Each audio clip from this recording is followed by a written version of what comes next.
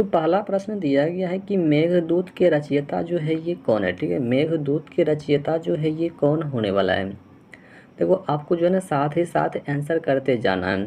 देखो मेघदूत की रचयिता की यहाँ पर हम बात कर ले तो इसका सही आंसर हो जाएगा कालिदास। क्या हो जाएगा, कालिदास जो है ये मेघदत्त का मतलब मेघदूत के रचयिता हो जाएगा, ऑप्शन नंबर बी के साथ में। ठीक है, और आपको जो है ना साथ ही साथ आंसर करते जाना है।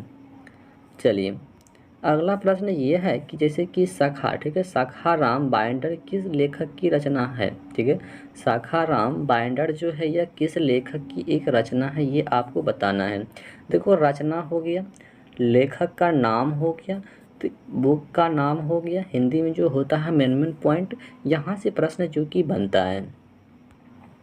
तो ये सखाराम, ठीक है, सखाराम बाइंडर किस लेखक की रचना हो जाएगा। तो इसकी हम बात कर ली जैसे कि विजय तेंदुलकर का हो जाएगा। ठीक है, आपको याद रखना है कि सखाराम बाइंडर जो है किस लेखक की रचना हो जाएगा, तो ये जो है विजय तेंदुलकर का हो जाएगा, ऑप्शन नंबर डी के साथ में। ठीक है, चलिए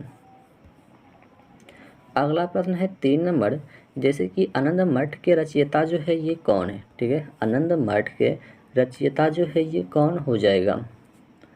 आनंद मठ का रचयिता जो है ये किसके साथ में चला जाएगा, तो ये चला जाएगा बंकिम चंद्र चटर्जी के साथ में चला जाएगा, ऑप्शन नंबर सी के साथ में। ठीक है, आनंद मठ के रचयिता जो है ये कौन हो जाएगा, बंकिम चंद्र चटर्जी हो जाएगा, ऑप्शन नंबर सी के साथ में। ठीक है, चलिए अगला प्रश्न है 4 नंबर। प्रश्न ये दिया गया है जैसे कि वंदे मातरम, ठीक है, वंदे मातरम की रचना जो है यह किसने किया है। ठीक है, वंदे मातरम की रचना जो है यह किसने किया है। वंदे मातरम की रचना जो है किसने किया है। देखो वंदे मातरम की रचना की बात किया जाए तो बंकिम चंद्र चटर्जी ने जो कि किया है। ठीक है, वंदे मातरम की रचना जो है किसने किया है, तो इसे आपको याद रखना है, बंकिम चंद्र चटर्जी ने जो कि वंदे मातरम की रचना किया है। देखो आपको जो है ना फास्टली इसका आंसर करते जाना है। चलिए अगला प्रश्न ये है जैसे कि पंचतंत्र के लेखक जो है ये कौन हो जाएगा। ठीक है, पंचतंत्र के लेखक जो है ये क्या हो जाएगा। देखो पंचतंत्र के लेखक की यहाँ पर हम बात कर लेते जैसे कि विष्णु शर्मा। क्या हो जाएगा, विष्णु शर्मा जो है ये पंचतंत्र के लेखक हो जाएगा। ठीक है, पंचतंत्र के लेखक जो है ये कौन हो जाएगा, Vishnu Sharma, option number C के साथ में हमारा बिल्कुल सही जवाब जाने वाला है। ठीक है, ऑप्शन नंबर सी के साथ में। चलिए अगला प्रश्न है 6 नंबर, जैसे कि जूही की काली किसकी रचना है। ठीक है, जूही की काली जो है किसकी रचना है, जूही की कली जो है यह किसकी एक रचना है। देखो आपको टाइम नहीं लेना है, सभी प्रश्न को 5 सेकेंड में जो कि आंसर करना है। ठीक है, तो जूही की कली जो है किसकी रचना हो जाएगा, तो यह रचना जैसे कि बात की जाए तो निराला की रचना हो जाएगा। ठीक है, जूही की कली जो है ये जो निराला की रचना है। ठीक है, जूही की कली जो है किसकी रचना है, ये आपको याद रखना है, निराला की रचना है, ऑप्शन नंबर सी के साथ में। ठीक है, ऑप्शन नंबर सी के साथ में जो कि आपको याद रखना है। चलिए अगला प्रश्न है 7 नंबर की क्या भूलूं क्या याद करूं किसकी आत्मकथा है। ठीक है, प्रश्न यह है कि क्या भूलूं क्या याद करूं किसकी जो कि एक आत्मकथा है, ये जो है किसकी आत्मकथा है। देखो ये आत्मकथा जैसे कि हरिवंश राय का बच्चन का। ठीक है, हरिवंश राय बच्चन का जो कि ये आत्मकथा है। ठीक है, क्या भूलूं क्या याद करूं किसकी आत्मकथा हो जाएगा, ये जो है हरिवंश राय बच्चन का हो जाएगा, ऑप्शन नंबर सी के साथ में। ठीक है, तो आपको याद रखना है कि क्या भूलूं क्या याद करूं किसकी आत्मकथा है, तो ये जो है हरिवंश राय बच्चन का हो जाएगा, ऑप्शन नंबर सी के साथ में। चलिए अगला प्रश्न की बात किया जाए तो अगला प्रश्न यह है 8 नंबर की चित्रलेखा किसकी रचना है। चित्रलेखा जो है यह किसकी एक रचना है, चित्रलेखा जो है यह किसकी एक रचना है। देखो चित्र रेखा मतलब जो लेखा जो है किसकी एक रचना है, तो यह जो है भगवती चरण का हो जाएगा। ठीक है, भगवती चरण वर्मा का हो जाएगा। ठीक है, आपको याद रखना है कि चित्रलेखा जो है किसकी एक रचना है, तो यह जो भगवती चरण वर्मा का हो जाएगा। ठीक है, ऑप्शन नंबर डी के साथ में हो जाएगा कि चित्रलेखा किसकी रचना है, ये आपको याद रखना है भगवती चरण वर्मा के साथ में, ऑप्शन नंबर डी के साथ में। ठीक है, ऑप्शन नंबर डी के साथ में। चलिए अगला प्रश्न है 9 नंबर है कि प्रिय प्रिय प्रवास किसका प्रसिद्ध काव्य संग्रह है? ठीक है, प्रिय प्रवास किसका प्रसिद्ध काव्य संग्रह है? प्रिय प्रिय प्रवास किसका जो कि प्रसिद्ध काव्य संग्रह है?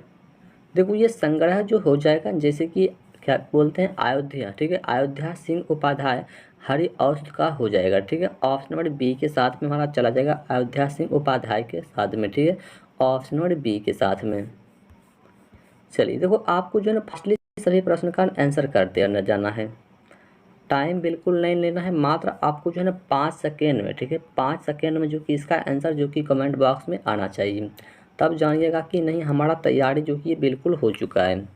चलिए तो 10 नंबर प्रश्न है कि निम्नलिखित में से कौन जो कि तुलसीदास की रचना नहीं है? मतलब ऐसी कौन सी रचना है जो कि ये तुलसीदास की रचना नहीं है? ऐसी कौन सी रचना है जो कि तुलसीदास की रचना नहीं है? देखो आपको जो है ना फास्टली उसका आंसर देते जाना है। देखो तुलसीदास की रचना जो जैसे कि कवि प्रिया क्या है, कवि प्रिया जो है ये तुलसीदास की रचना नहीं है। ठीक है, कवि प्रिया जो है ये तुलसीदास की रचना नहीं हो जाएगा। देखो कवि प्रिया जो है किसकी रचना है, तो ये भी आपको याद रखना है कि केशव का रचना है। ठीक है, किसकी रचना है, जो केशव का रचना हो जाएगा कवि प्रिया। ठीक है, कवि प्रिया जो है किसकी एक रचना है, तो ये आपको याद रखना है केशव का। ठीक है, केशव का। चलिए अगला प्रश्न है कि निम्नलिखित में से श्री लाल शुक्ल की रचना कौन सी है? ठीक है, निम्नलिखित में से श्री लाल शुक्ल की रचना जो है यहाँ पे कौन सी हो जाएगी? देखो देखो क्या बोलता है कि श्री लाल शुक्ल की रचना, देखो ये जो है राग दरबारी हो जाएगा। ठीक है, ये आपको याद रखना है राग दरबारी। ठीक है, निम्नलिखित में से श्री लाल शुक्ल की रचना जो है कौन सी हो जाएगा, तो यहाँ पे जो है राग दरबारी के साथ में चला जाएगा ऑप्शन नंबर सी के साथ में। ठीक है, ऑप्शन नंबर सी के साथ में हमारा बिल्कुल सही जवाब जो कि चला जाएगा। चलिए तो अगला प्रश्न यह है कि निम्नलिखित में से कौन जो है मैथिली शरण गुप्त की रचना नहीं है? ठीक है, ऐसी कौन सी रचना है जो कि मैथिली शरण गुप्त की रचना नहीं है? ठीक है, ऐसी कौन सी रचना है जो कि मैथिली शरण गुप्त की रचना नहीं है? देखो मैथिली शरण गुप्त की रचना जैसे कि कनुप्रिया, ठीक है, कनुप्रिया जो है ये मैथिली शरण गुप्त की रचना नहीं है। ठीक है, कनुप्रिया जो है किसकी रचना नहीं है, तो ये जो है मैथिली शरण गुप्त की रचना नहीं हो जाएगा। तो ये रचना आखिर किसकी रचना है, तो ये आपको याद रखना है कनुप्रिया जो रचना है जैसे कि धर्मवीर भारती की रचना है। ठीक है, कनुप्रिया जो है किसकी एक रचना है, तो ये आपको याद रखना है धर्मवीर भारती की एक रचना है कनुप्रिया। ठीक है, कनुप्रिया। देखो सभी पॉइंट को जो है ना आपको याद रखना है। ठीक है, एक एक पॉइंट को आपको याद रखना है, तभी जाकर के जो है आपका रिजल्ट बनने वाला है। चलिए अगला प्रश्न जैसे कि प्रेम वाटिका और उसके बाद क्या बोला जाता है दीन लीला। ठीक है, प्रेम वाटिका दीन लीला किसकी रचना है? ठीक है, प्रेम वाटिका हो गया और दीन लीला जो है ये किसकी एक रचना है? ठीक है, यह जो है किसकी एक रचना है? देखो ये रचना जो हो जाएगा जैसे कि बोलते हैं रस खान। ठीक है, रस खान की ये रचना है। ठीक है, किसकी रचना है, तो ये जो है ना रस खान की एक रचना है ऑप्शन नंबर सी के साथ में, जो कि आपको याद रखना है। चलिए अगला प्रश्न जैसे कि राम मीमांसा तथा चिंतामणि। ठीक है, राम मीमांसा तथा चिंतामणि की रचना किस प्रसिद्ध आलोचक, ठीक है, किस प्रसिद्ध आलोचक आलोचक ने की है? किस आलोचक ने की है? देखो ये आलोचक किस आलोचक ने किया है, तो इसे आपको याद रखना है कि आलोचक का नाम जैसे कि आचार्य रामचंद्र शुक्ल हो जाएगा। ठीक है, आचार्य रामचंद्र शुक्ल के साथ में ऑप्शन नंबर बी के साथ में हमारा बिल्कुल सही जवाब चला जाएगा। चलिए तो नेक्स्ट प्रश्न है 15 नंबर में प्रश्न दिया गया है जैसे में कि तीसरा आदमी की रचना किसने किया? ठीक है, तीसरा आदमी की रचना जो है यह किसने किया है? तीसरा आदमी की रचना जो है ये किसने किया है? तो तीसरा आदमी की रचना जैसे कि मन्नू भंडारी ने किया है। किसने किया है? तो ये जो है ना मन्नू भंडारी ने किया है। तीसरा आदमी की रचना जो है ये किसने किया है? तो ये आपको याद रखना है मन्नू भंडारी ने। किसने किया है? मन्नू भंडारी ने, जो कि ऑप्शन नंबर ए के साथ में आपको याद रखना है। चलिए तो नेक्स्ट प्रश्न है 16 नंबर। ठीक है, कि 16 नंबर प्रश्न है जैसे कि बीना। ठीक है, बीना तथा गरप्या। ठीक है, बीना तथा गरप्या के कवि जो है ये कौन हो जाएगा? ठीक है, बीना तथा गरप्या के कवि जो है ये कौन हो जाएगा? बीना तथा गरप्या के कवि जो है जैसे कि पंत कौन हो जाएगा? तो ये जो है ना पंत हो जाएगा। ठीक है, बीना तथा गरप्या के कवि जो है ये कौन हो जाएगा? तो ये आपको याद रखना है पंत। क्या नाम रखना है? पंत। आपको ऑप्शन नंबर सी के साथ में जो कि याद रखना है, ठीक है, ऑप्शन नंबर सी के साथ में। चलिए अगला प्रश्न, जैसे कि निम्नलिखित में से कौन जो है रामधारी सिंह दिनकर, ठीक है, रामधारी सिंह दिनकर की रचना नहीं है। मतलब ऐसी कौन सी रचना है जो कि राम सिंह, मतलब क्या बोला जाता है कि रामधारी सिंह दिनकर की रचना नहीं है, ठीक है, ऐसी कौन सी रचना है जो कि रामधारी सिंह दिनकर की रचना नहीं है। जल्दी से जो है आपको फटाफट कमेंट बॉक्स में आंसर देना है। तो यहाँ पर आंसर हो जाएगा कि स्वर्ण धूलि। क्या हो जाएगा, ये हो जाएगा स्वर्ण धूलि, ठीक है, रामधारी सिंह दिनकर की रचना नहीं है, तो ये जो है हो जाएगा स्वर्ण धूलि, हो जाएगा ऑप्शन नंबर डी के साथ में, ठीक है, ऑप्शन नंबर डी के साथ में, ऑप्शन नंबर डी के साथ में। चलिए तो यहाँ पर हम बात कर ले कुछ, तो जैसे कि स्वर्ण धूलि, ठीक है, स्वर्ण धूलि जो है किसकी रचना है। देखो स्वर्ण धूलि जैसे कि सुमित्रानंद पंत की रचना है, ठीक है, तो इसे भी आपको याद रखना है कि स्वर्ण धूलि जो है किसकी रचना है। तो ये आपको याद रखना है कि सुमित्रानंद पंत की एक रचना है, ठीक है, सुमित्रानंद पंत की है, ठीक है, सुमित्रानंद पंत की। चलिए तो अगला प्रश्न है कि निम्नलिखित में से कौन मैथिली शरण गुप्त की रचना नहीं है। मतलब ऐसी कौन सी रचना है जो कि मैथिली शरण गुप्त की रचना नहीं है, ठीक है, ऐसी कौन सी रचना है जो कि मैथिली शरण गुप्त की रचना नहीं है। देखो मैथिली शरण, मतलब मैथिली शरण गुप्त की रचना नहीं होगा, जैसे कि मौर्य विजय, ठीक है, मौर्य विजय, ठीक है, मौर्य विजय जो है ये नहीं होगा, ठीक है, तो मौर्य विजय जो है ये बिल्कुल नहीं होने वाला है, कि मैथिली शरण गुप्त की रचना नहीं है, ये मौर्य विजय जो कि बिल्कुल हमारा नहीं होने वाला है। देखो मौर्य विजय यहाँ पर जो है मतलब लंबा बात बन जाता है, मौर्य विजय के बारे में जो कि बहुत अच्छा खासा बात बन जाता है। देखो ये मौर्य विजय जो है ना, मौर्य विजय गुप्त जी का रचना है। जैसे कहने का मतलब ये है कि मौर्य विजय खंड काव्य के लेखक जो है ये कौन हो जाएगा, ठीक है, मौर्य विजय खंड काव्य के लेखक यदि आपसे प्रश्न पूछा जाए तो इसका इसे आपको याद रखना है, जैसे कि सिया राम शरण। क्या हो जाएगा, सिया राम शरण हो जाएगा ऑप्शन नंबर, ठीक है, सिया राम शरण गुप्त के साथ में आपको याद रखना है। देखो प्रश्न जो होता है ना कहीं से भी प्रश्न बन जाता है, ठीक है, इसे मतलब कोई अथी नहीं रहता है। चलिए अगला प्रश्न है 19 नंबर की बादल को घेरते देखा कविता किस कवि की रचना है, ठीक है, बादल को घेरते देखा कविता किस कवि की रचना है। कविता जो है यह किस कवि की रचना है, कविता जो है किस कवि की रचना है। देखो यह कविता जैसे कि नागार्जुन, ठीक है, नागार्जुन कवि की रचना है, ठीक है, नागार्जुन हो जाएगा ऑप्शन नंबर बी के साथ में, ठीक है। यदि आप लोग ऑप्शन नंबर बी के साथ में बता रहे हैं इस प्रश्न का आंसर, तो आपका बिल्कुल सही जवाब है कि यहाँ पे जो है हमारा नागार्जुन हो जाएगा, ठीक है, क्या हो जाएगा, तो नागार्जुन, जो कि बिल्कुल सही जवाब है। चलिए अगला प्रश्न यहाँ पर बात किया जाए तो अगला प्रश्न जैसे कि बूंद, ठीक है, बूंद हो गया और समुद्र हो गया, ठीक है, बूंद हो गया और समुद्र जो है किसका प्रसिद्ध उपन्यास है। बूंद और समुद्र जो है किसका प्रसिद्ध उपन्यास है, किसका जो है प्रसिद्ध उपन्यास है। देखो किसका प्रसिद्ध उपन्यास है, जैसे कि अमृतलाल नागर का हो जाएगा, ठीक है, किसका हो जाएगा, तो ये जो है ना अमृतलाल नागर का हो जाएगा ऑप्शन नंबर डी के साथ में, ठीक है। बूंद समुद्र जो है किसका प्रसिद्ध उपन्यास है, तो ये अमृतलाल नागर का हो जाएगा ऑप्शन नंबर डी के साथ में।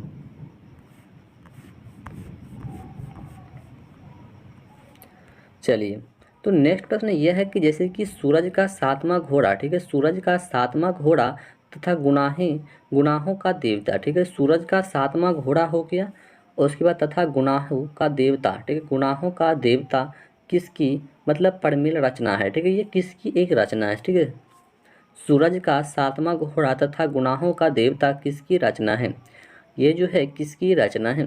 देखो ये रचना जो हो जाएगा जैसे कि मतलब क्या क्या बोलते हैं इसको, तो धर्मवीर भारती, क्या हो जाएगा, धर्मवीर भारती हो जाएगा, ठीक है, कि सूरज का सातवां घोड़ा तथा गुनाहों का देवता जो रचना है ये धर्मवीर भारती की रचना है, ठीक है, किसकी रचना है, तो ये आपको याद रखना है कि धर्मवीर भारती की रचना है, धर्मवीर भारती की रचना है। चलिए अगला प्रश्न ये दिया गया है जैसे कि परीक्षा है, ठीक है, परीक्षा गुरु किस उपन्यास की कृति है, ठीक है, परीक्षा गुरु जो है किस उपन्यासकार की एक कृति है, परीक्षा गुरु जो है किस उपन्यासकार की कृति है।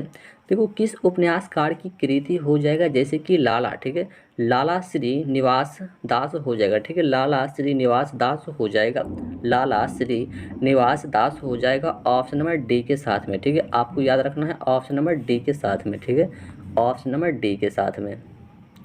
चलिए तो अगला प्रश्न है 23 नंबर प्रश्न दिया गया है जैसे कि फूलों का, ठीक है, फूलों का गुच्छा तथा बकरी का बिलाप, ठीक है, फूलों का गुच्छा तथा बकरी का बिलाप किसकी रचना है, ठीक है, यह जो है किसकी रचना है, फूलों का गुच्छा तथा बकरी का बिलाप किसकी रचना है। देखो ये किसकी रचना हो जाएगा, जैसे कि हरतेंदु हरिश्चंद्र की एक रचना है, ठीक है, किसकी रचना है, तो यह जो है हरतेंदु हरिश्चंद्र की एक रचना है, ठीक है। फूलों का गुच्छा तथा बकरी बिलाप किसकी रचना है, ये आपको याद रखना है कि हरतेंदु हरिश्चंद्र की एक रचना है, ठीक है। ऑप्शन नंबर बी के साथ में आपको याद रखना है। चलिए अगला प्रश्न ये दिया गया है कि गर्म राख तथा पत्थर, ठीक है, गर्म राख तथा पत्थर अल पत्थर किसकी रचना है, गर्म राख तथा पत्थर अल पत्थर जो है ये किसकी एक रचना है, यह जो है किसकी एक रचना है। देखो ये रचना जैसे कि उपेंद्र नाथ अस्क का हो जाएगा, किसका हो जाएगा, उपेंद्र नाथ अस्क का हो जाएगा, ठीक है। गर्म राख तथा पत्थर अल पत्थर किसकी रचना है, तो ये आपको याद रखना है कि उपेंद्र नाथ अस्क का हो जाएगा, ऑप्शन नंबर डी के साथ में, ठीक है, ऑप्शन नंबर डी के साथ में। चलिए तो अगला प्रश्न है 25 नंबर प्रश्न दिया गया है जैसे कि हार की जीत किसकी प्रसिद्ध कहानी है, हार की जीत किसकी प्रसिद्ध कहानी है,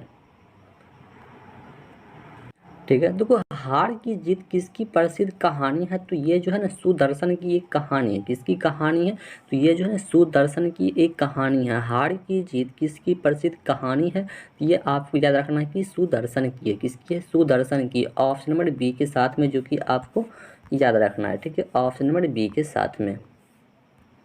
चलिए अगला प्रश्न ये दिया गया है कि जैसे कि छोटे छोटे ताजमहल किसकी कृति है, ठीक है, छोटे छोटे ताजमहल जो है ये किसकी कृति है, छोटे छोटे ताजमहल जो है किसकी कृति है। देखो छोटे छोटे ताजमहल जैसे कि राजेंद्र यादव की है, किसकी है, राजेंद्र यादव की कृति है, ठीक है। छोटे छोटे ताजमहल जो है किसकी कृति है, ये आपको याद रखना है कि राजेंद्र यादव की कृति है, ठीक है, किसकी कृति है, ये आपको याद रखना है राजेंद्र यादव की एक कृति है, ऑप्शन नंबर बी के साथ में आपको याद रखना है। चलिए तो अगला प्रश्न ये है कि जैसे कि हंसा जाई, ठीक है, हंसा जाई अकेला किसका प्रसिद्ध कहानी संग्रह है, हंसा जाई अकेला किसका एक प्रसिद्ध कहानी है, ये जो है किसका एक प्रसिद्ध कहानी है। देखो ये कहानी की बात की जैसे कि मार्कंडेय हो जाएगा, ठीक है, मार्कंडेय हो जाएगा, ऑप्शन नंबर बी के साथ में हमारा बिल्कुल सही जवाब चला जाएगा, ठीक है, ऑप्शन नंबर बी के साथ में। चलिए तो अगला प्रश्न यहाँ पे बात किया जाए तो अगला प्रश्न जैसे कि 28 नंबर प्रश्न है कि इन्हीं हथियारों से किसकी प्रसिद्ध रचना है, इन्हीं हथियारों से किसकी एक प्रसिद्ध रचना है, इन्हीं हथियारों से किसकी एक प्रसिद्ध रचना है। देखो इन्हीं हथियारों से किसकी एक प्रसिद्ध रचना है, तो ये रचना जैसे कि अमरकांत का हो जाएगा, ठीक है, किसकी हो जाएगा, ये जो है ना अमरकांत की एक रचना हो जाएगा, इन्हीं हथियारों से किसकी एक रचना है, तो ये अमरकांत की रचना है, ठीक है, ऑप्शन नंबर डी के साथ में आपको बिल्कुल याद रखना है। चलिए तो अगला प्रश्न जैसे कि श्रृंखला की कड़ियाँ, ठीक है, श्रृंखला की कड़ियाँ किसकी रचना है, ठीक है, श्रृंखला की कड़ियाँ जो है ये किसकी एक रचना है, श्रृंखला की कड़ियाँ जो है किसकी एक रचना है। देखो ये रचना जैसे कि महादेवी वर्मा का हो जाएगा, ठीक है, किसकी हो जाएगा, महादेवी वर्मा का, श्रृंखला की कड़ियाँ जो है किसकी एक रचना है, तो ये आपको याद रखना है महादेवी वर्मा के साथ में, ठीक है, किसके साथ याद रखना है, तो महादेवी वर्मा के साथ में, जो कि आपको याद रखना है ऑप्शन नंबर ए के साथ में, ठीक है, ऑप्शन नंबर ए के साथ में आपको बिल्कुल याद रखना है।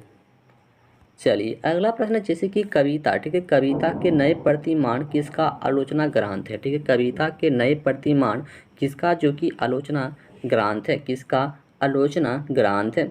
देखो ये है जैसे कि नामवर सिंह का, किसका है, नामवर सिंह का, ऑप्शन नंबर बी के साथ में चला जाएगा कि नामवर सिंह का हो जाएगा, ठीक है। कविता के नए प्रतिमान किसका आलोचना ग्रंथ है, ये आपको याद रखना है कि नामवर सिंह का हो जाएगा, ऑप्शन नंबर बी के साथ में, ठीक है, ऑप्शन नंबर बी के साथ में। चलिए 31 नंबर प्रश्न है कि जैसे कि शिल्प और दर्शन किसकी कृति है, ठीक है, शिल्प और दर्शन जो है ये किसकी कृति है, शिल्प और दर्शन जो है ये किसकी कृति है, शिल्प और दर्शन जो है ये किसकी कृति है। देखो ये कृति जैसे कि सुमित्रानंद पंत की कृति है, ठीक है, शिल्प और दर्शन जो है किसकी कृति है, तो ये आपको याद रखना है कि सुमित्रानंद पंत की एक कृति है, ऑप्शन नंबर बी के साथ में आपको बिल्कुल याद रखना है।